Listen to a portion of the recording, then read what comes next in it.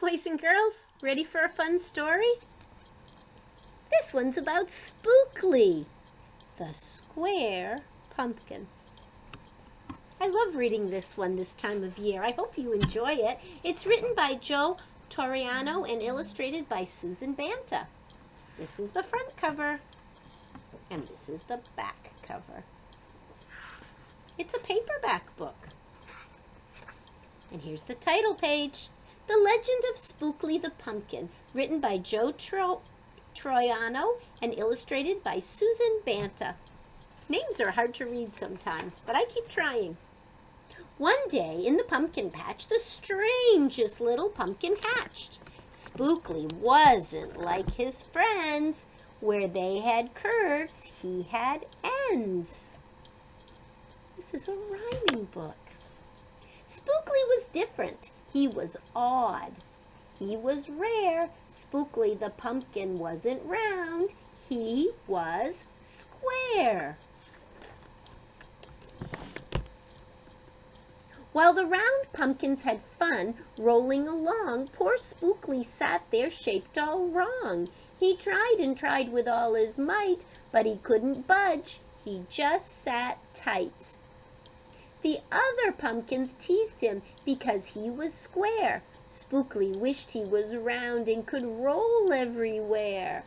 That is, until one night when they all discovered it's fine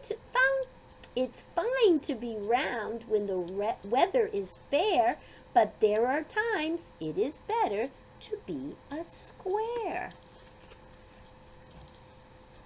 Halloween was just a day away when a mighty storm blew across the bay. It tossed the round pumpkins to and fro. It snapped their vines, then they'd let go. Bouncing left, slamming right, banging, bashing, what a sight! Spookley sat there, filled with fright, but glad to be a square that night. Suddenly the fence gave way. 3 pumpkins rolled out into the bay. Spookley knew what must be done. It was up to him. He was the one. He teetered, he tottered, he tipped, he tried, and finally flipped. He was on his side. Again he tipped, again he flopped, again he flipped, and then he stopped. Right in the gap where the fence had snapped, he blocked the way. The hole was capped. All the pumpkins shouted, "Hooray!" Spookley the square pumpkin had saved the day. Then a pumpkin hit him with a whack. He thought his shell would start to crack. Then another one hit him with a thump, and another one with a smack. Then, one by one, a ton of pumpkins piled on the stack, with a bang and a bash and a crunch and a crash, and then it all went black. At dawn, when the storm had stopped, the farmer came out and checked his crop. He picked his pumpkins up one by one and laid them out in the warm, dry sun. And when the last was moved away, the farmer could see what had saved the day. An odd-shaped pumpkin, short and dense, was wedged against the broken fence. Its shell was bruised, its stem was too, but there was brave little Spookley, sitting straight and strong and true.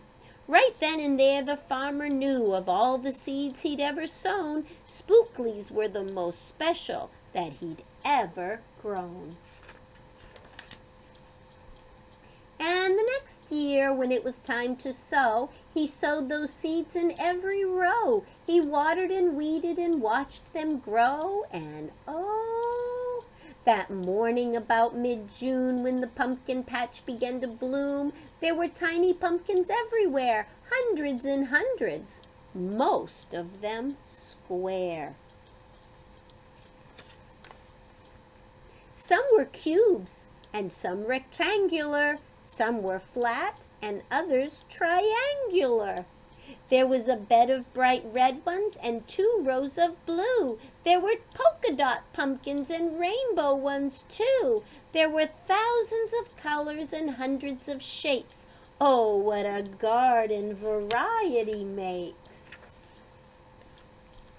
Now, every year on Halloween, Spookley's patch is quite a scene. People come from far and near to see what wonders grew that year. They stop, they gawk, they gaze, they stare, then they pick a pumpkin that's round, triangular, or perfectly square.